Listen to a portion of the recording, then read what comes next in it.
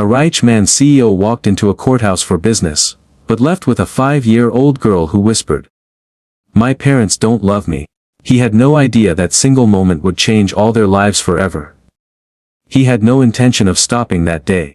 The courthouse steps were familiar to him, marble, cold, echoing history and decisions made in rooms where no one truly listened.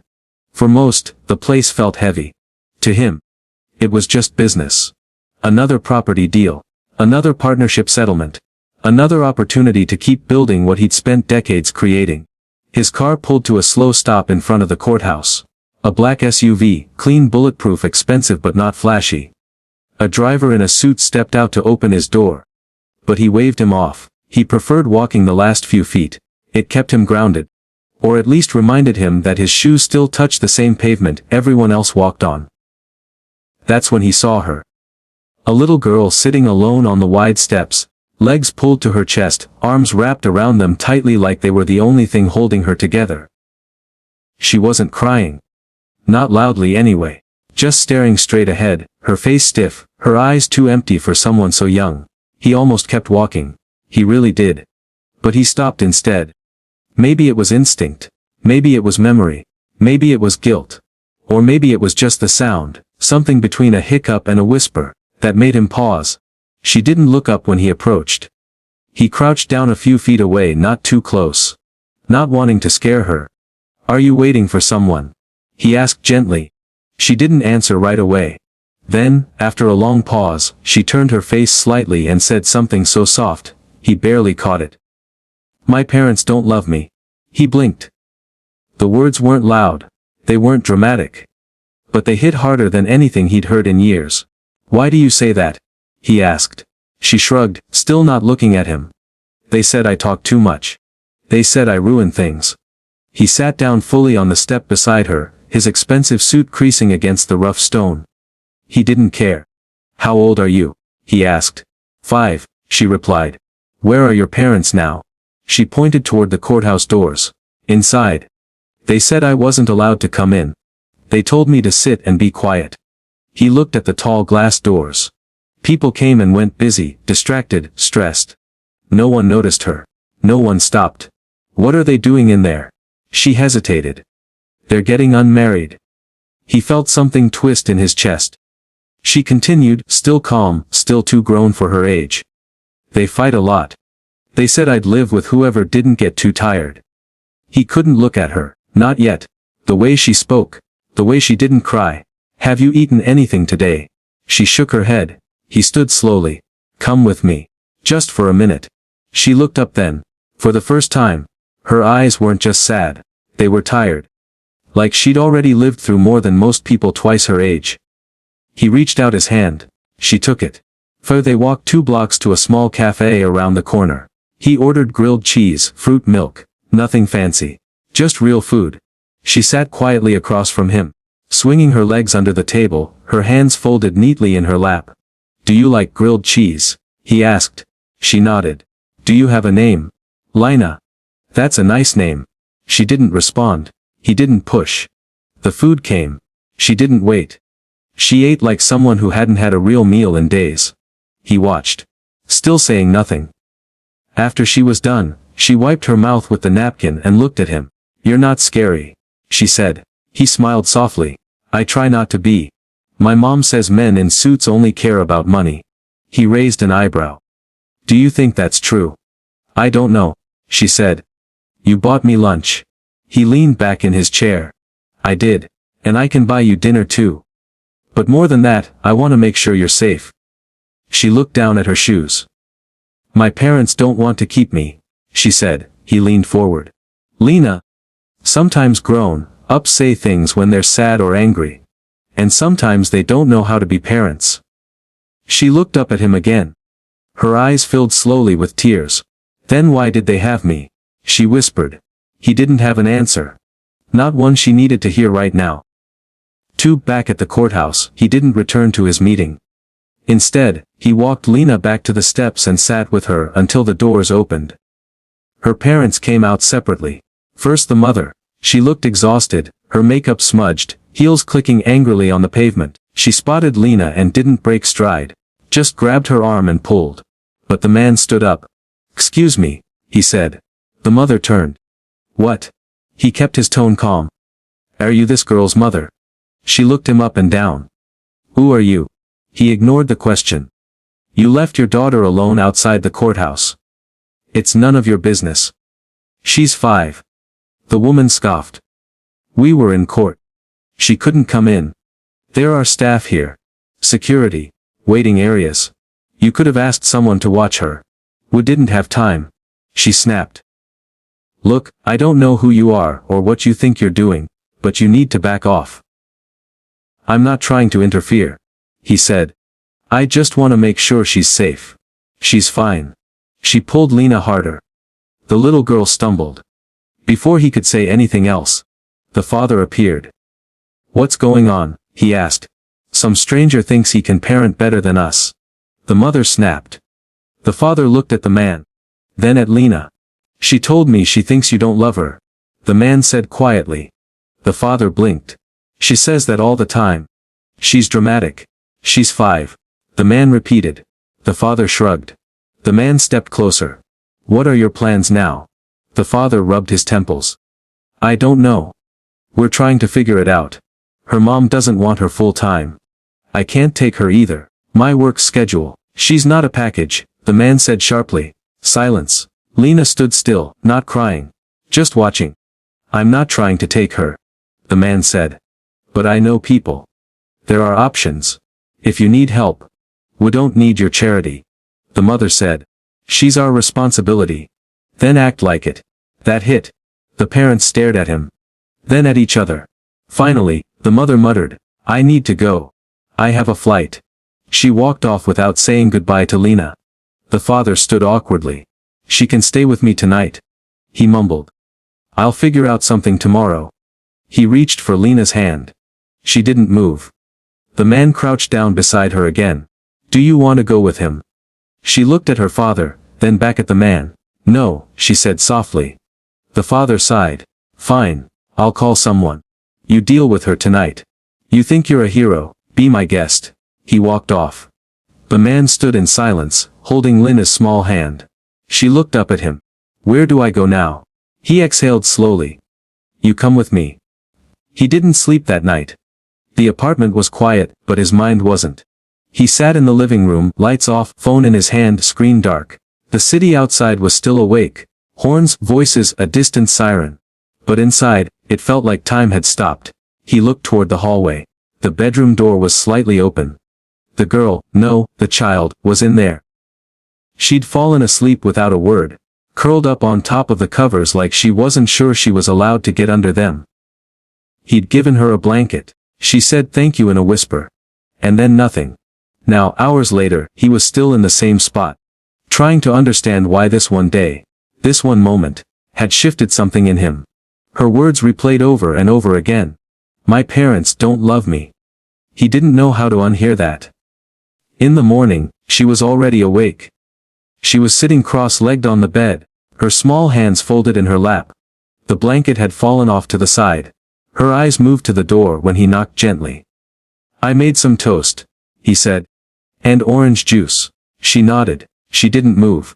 "You don't have to eat if you're not hungry," he added quickly. "I am," she said softly. He stepped back to give her space. 10 minutes later, she walked out of the room, wearing the same clothes as yesterday. Her hair was messy but brushed back with her fingers. She looked at the food on the table but didn't touch it. "Would you like to shower first?" he asked. She looked at him carefully, trying to read whether it was a trick question. "I can bring you a towel," he said. "Okay." He found a clean towel, a bar of soap, and a small bottle of shampoo from the guest cabinet. He placed them by the bathroom door. When she came out half an hour later, her face looked cleaner, her cheeks a bit less pale. But she still said nothing. He sat with her as she ate. She chewed slowly, methodically. Like someone who'd learned not to expect a second serving. She drank the juice in small sips, eyes fixed on the glass. He didn't ask questions. Not yet. By noon, she was sitting on the couch, hugging a pillow to her chest. The TV was on, but she wasn't watching it. He sat nearby, laptop open, replying to emails without really seeing them. Then her voice cut through the silence. Are you going to send me back? He looked up. No. He said gently. Not until we understand everything. She looked down. People always send me back. To where? She shrugged. Different places. He set the laptop aside. Can I ask something? She nodded. When did this start? What? Moving around. She paused. Last year. Do you remember how many times? She didn't answer right away. Then held up 4 fingers. Why? He asked, his voice as soft as he could manage. She didn't know. Or didn't want to say. She just whispered, I don't like foster homes. He sat back. Neither do I. She looked at him for the first time with curiosity. Why not? Because kids aren't supposed to feel temporary, he said. They're supposed to feel permanent. She thought about that for a moment. Have you ever been a dad? He shook his head. Do you want to be? He didn't answer. Till later that day, he made a few calls. He started with the courthouse, then the officer who'd handled the case. The same woman who had brought the girl into the room. I can't release information over the phone, she said firmly. But I remember the girl. She wasn't on anyone's schedule. What does that mean? She was left in the hallway. No documents, no ID. Just a note. What did the note say? Her name is redacted. Her parents don't want her. Do what you have to. He went quiet. The officer lowered her voice. She didn't cry. Not once. Just sat there holding a broken toy and waiting. He swallowed hard. Is there a way to trace the parents? We're trying. But there's no legal name listed in our database. No previous custody file. We think she may have been passed around unofficially. Unofficially. Like underground fostering. Sometimes distant relatives or acquaintances take a child without paperwork. It's not legal. But it happens more than you think. He ran a hand down his face. What happens now? She's technically in temporary custody of the state. But there's no placement yet. He looked down the hallway again. She's here with me. I figured. You're not supposed to do that without authorization. I'm not asking for permission, he said. I'm asking what she needs. The officer didn't argue. She just said, she needs stability. And someone who won't leave. That evening, he found her asleep on the couch again. He covered her with a blanket, then sat nearby and made another call. This one was personal. Hey, he said into the phone. I know it's late, but I need to talk to someone who understands the system. Okay. The voice on the other end said cautiously. What's going on? I found a kid. A kid. She was abandoned in court. I brought her home. There was a long pause. Is this about guilt? Or something real? I don't know, he said honestly. But I can't just pretend I didn't hear what she said. What did she say? He closed his eyes. She said her parents don't love her. Thought the next day, he took her shopping, not to a fancy place, just a small mall nearby. She needed clothes, shoes, a backpack, and a jacket. She didn't ask for anything, she just followed him, quietly, picking what he suggested. At one store, she stopped in front of a row of stuffed animals. He noticed. Do you want one? He asked. She shook her head quickly. But he saw the way her fingers lingered on the ear of a stuffed bunny. So he picked it up and placed it gently in the basket. She didn't thank him. But she didn't put it back either. They returned home in the afternoon. He made pasta. She helped stir the sauce. When he asked if she'd ever cooked before, she said no. He let her sprinkle cheese on top of the plates. At dinner, she ate with more ease. Her shoulders weren't so tense. She even asked for water on her own. Afterward, she sat with her bunny in her lap, feet curled up under her. He sat next to her. You said your parents don't love you, he said carefully. She nodded. How do you know that? They always gave me away. Always. She bit her lip. They'd come for a while then leave. Sometimes months. Sometimes a week. Sometimes just one night. He waited. I never knew when it would happen. He didn't try to fix it. He didn't offer false comfort. He just sat with her. I used to think if I was better, they'd stay. She whispered. He felt a pressure in his chest that wouldn't go away. It wasn't your fault, he said. She didn't answer, but she leaned slightly against his arm. He didn't move. The following day, he contacted a child welfare attorney. I want to apply for emergency custody, he said. Are you a relative? No. Have you been approved as a foster parent? No. The lawyer hesitated. This is complicated, she said. I'm not asking for easy. I'm asking for what's right. You'll need background checks. Home assessments. Psychological evaluation. Fine. I'll do it. It could take weeks. Maybe months. She doesn't have that kind of time. The lawyer sighed. I'll see what I can do. That night, they read a storybook together. He didn't even remember buying it. Maybe it had come with the clothes. She sat beside him, the bunny tucked under her chin. Her head rested lightly on his shoulder. Do you think bunnies get lonely? She asked suddenly. I think everyone gets lonely sometimes. She nodded. Even rich people. He smiled a little. Especially rich people. She turned the page. Do you get lonely? He didn't answer. She looked up at him. Do you think I'm hard to love? He felt something break in him right then. No, he said, his voice tight. You're not hard to love at all. He tucked her into bed that night. She didn't ask for anything, not a story. Not water. Not a nightlight. But as he stood up to leave, she reached for his hand. Will you be here when I wake up? Yes, he said. I promise. She let go. He walked out of the room and closed the door softly. Then he stood in the hallway, staring at nothing, trying to breathe. Because somewhere deep inside, he already knew. He wasn't going to send her back, not now, not ever. The girl stood in the hallway, holding the man's hand. She had stopped crying, but the silence that followed was heavier than any tears. The courthouse felt like a distant memory now. In this apartment everything was too quiet. No slamming doors, no raised voices. No whispered arguments from behind closed walls. The man looked down at her. Do you want something to eat? She shook her head. He nodded once. Okay. He let her choose her room. There were 2 spare ones. And she picked the one with a small window. He noticed she didn't look at the toys he had placed on the shelves, or the soft rug on the floor. She just climbed onto the bed, pulled her knees close, and stared at the wall. He didn't say anything more. He just left the door open and walked back to the kitchen. It was already dark outside. He stood at the counter, his phone in hand, and stared at it. He had texts from colleagues, emails flagged as urgent, missed calls from his assistant. But he didn't open a single one. Instead, he scrolled through old pictures of his own childhood. His father in a suit, always traveling. His mother on the phone, balancing work calls and PTA meetings.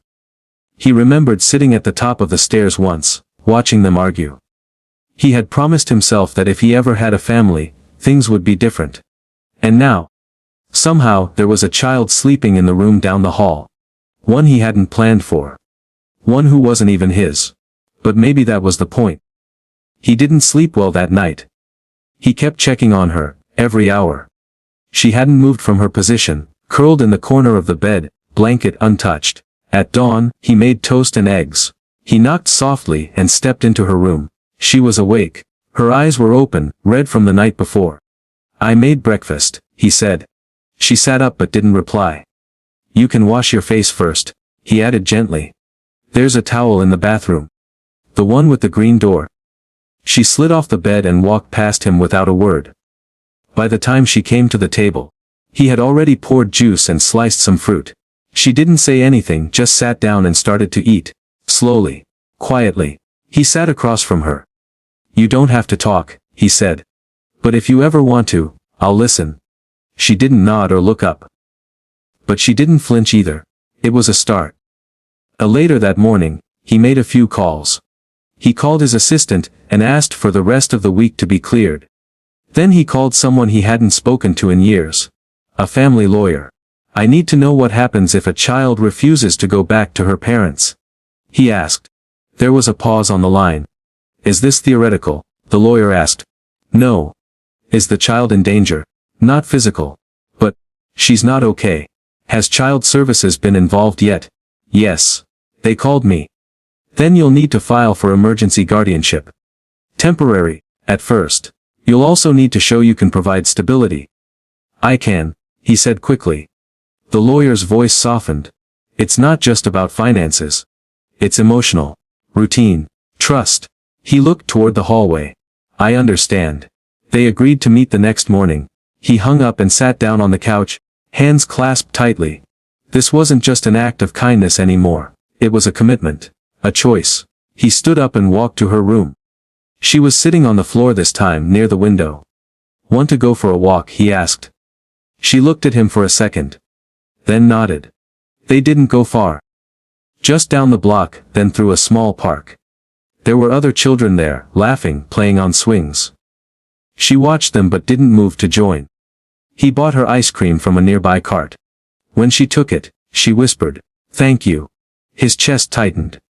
It was the first word she'd said since yesterday. "You're welcome," he replied. They sat on a bench. She swung her legs slowly, eyes on the ground. "My name is Emma," she said suddenly. He turned to her. "That's a beautiful name. What's yours?" He told her. She repeated it softly, like she was testing the sound. "Do you have kids?" she asked. "No," he said. "Not yet." She was quiet again. Then she whispered, "My mom didn't want me." He didn't rush to correct her. Didn't say things he didn't know. He just said, "I want you safe." She nodded slowly. Then, after a long pause, she asked, "Can I stay here tonight again?" He smiled gently. "Yes. As long as you need." That night, she helped him set the table. She even giggled once when he dropped a spoon. It was soft, but it was real. After dinner she chose a book from the shelf.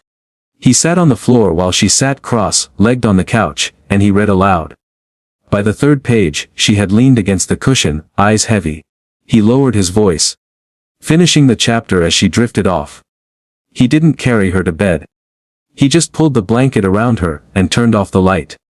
The next day was harder. A social worker called. She wanted to check on Emma.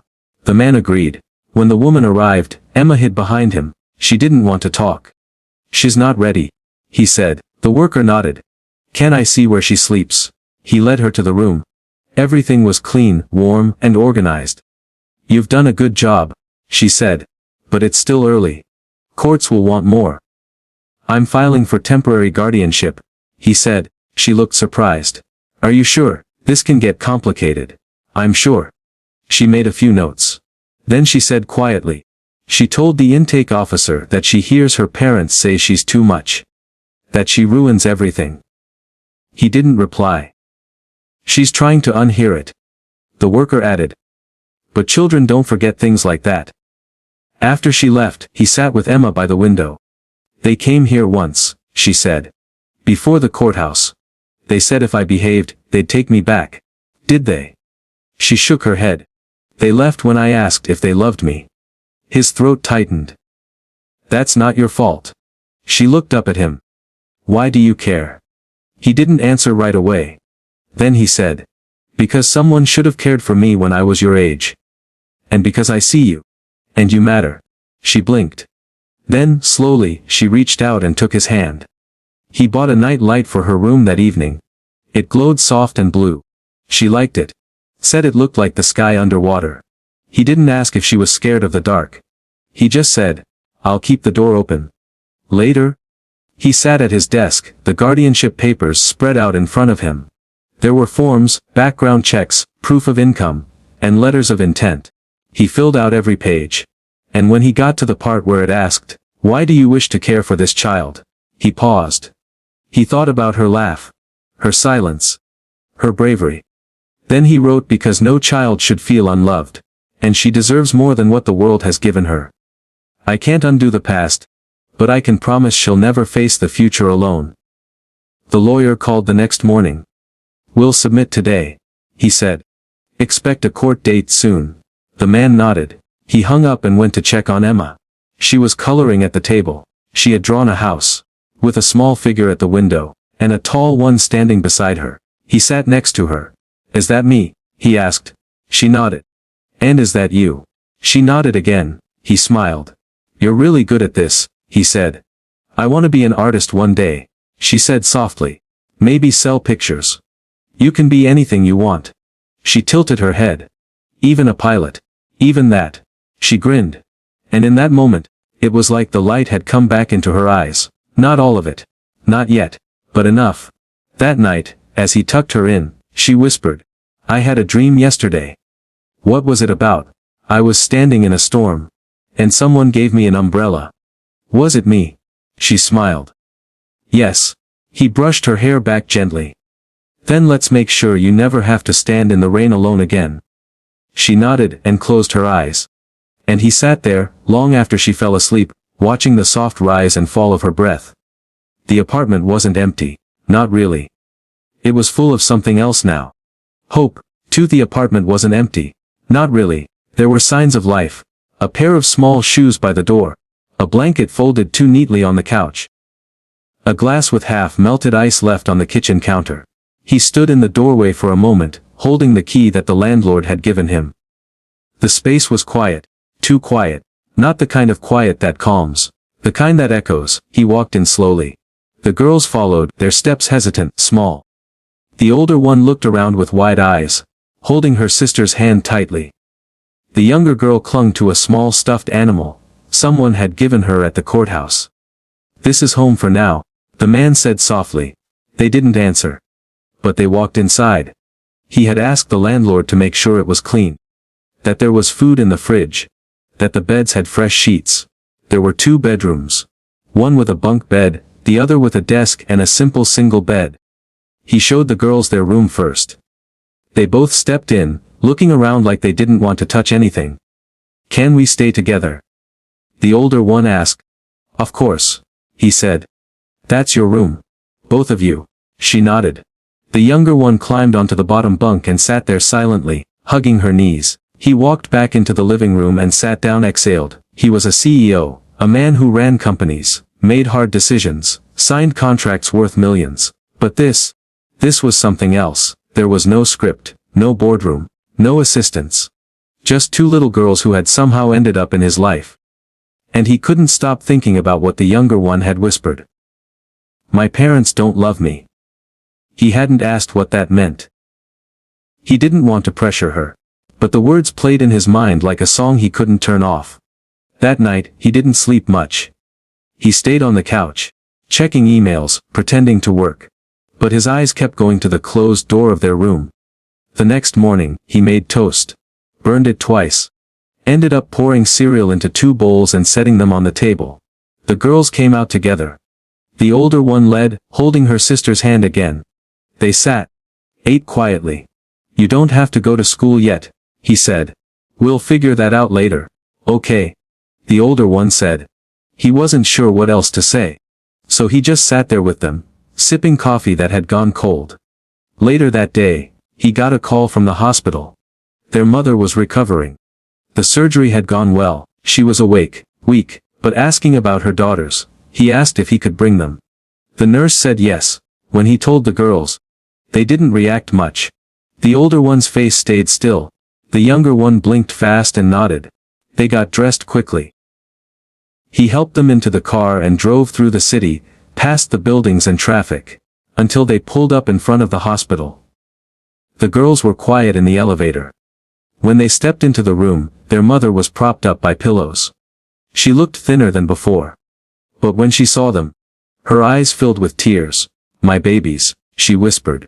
The girls ran to her. He stepped back, letting them have that moment. They cried. All 3 of them. It lasted a long time. Then the woman looked at him, her face streaked with tears. Thank you. I don't know how to repay you. You don't have to, he said simply. She reached out a hand. He took it. I was scared, she said. I still am. We'll figure it out, he said. She looked at her daughters, then back at him. They trust you. I won't break that, he said. That night, back at the apartment, the girls were different. A little more relaxed. A little more settled. The younger one actually smiled when he handed her a bedtime storybook. He read to them. It wasn't perfect. He stumbled over a few words. But they listened. And when he turned off the light, the older one whispered, Thank you for not leaving us. He stood there for a moment. Then said, You're not alone anymore. The next week was filled with small steps. He arranged a tutor to come by and help them with schoolwork. He cooked simple meals, or tried to. He started coming home earlier, leaving meetings a little sooner. The girls started to open up. He learned the younger one liked to draw. The older one loved puzzles. One night he found a drawing on the table. It was a picture of the three of them. Him. And the girls. Holding hands. He didn't say anything, just folded it and kept it in his wallet. Their mother was still in the hospital. Recovery was slow, but steady. She and he spoke more now, not just about the girls but about life, fear, hope. He told her about his past, how he had grown up poor. How success hadn't erased the loneliness. She told him how she used to sing to the girls at night. He asked her to sing over the phone. She did. Her voice cracked. But the girls listened with closed eyes. One morning, he woke up to the smell of something burning. He rushed to the kitchen. The girls were trying to make pancakes. It was a disaster, flour everywhere, batter on the walls, one pancake burnt to a crisp. But they were laughing. He laughed too. And for the first time, the apartment didn't feel quiet. It felt full, alive. 3 weeks later, their mother came home. He drove her back. The girls waited at the door, bouncing with excitement. When she walked in, they wrapped around her. He gave her the keys. I rented this for 6 months. I'll cover everything until then. After that, we'll see. She looked at him, eyes full. Why are you doing all this? She asked. Because no one did it for me when I needed it, he said. She nodded slowly. He turned to leave. But the older girl ran after him. She hugged him tightly. He froze for a second, then hugged her back. You'll still visit? She asked. He smiled. If you'll have me. Every week, she said. He looked at the mother. She nodded, eyes shining. Months passed. He kept coming. Dinners, school events, birthdays. He wasn't just a man who helped once. He became something more, family, and in the quiet moments. When he looked at the drawing still in his wallet, he realized something. That single moment in the courthouses had changed his life too. Forever. Too sometimes. A quiet voice can change everything. If this story touched your heart, don't forget to subscribe to our channel for more emotional real life stories. Share this with someone who believes in kindness. Because one act of compassion can change the world. Thank you for watching.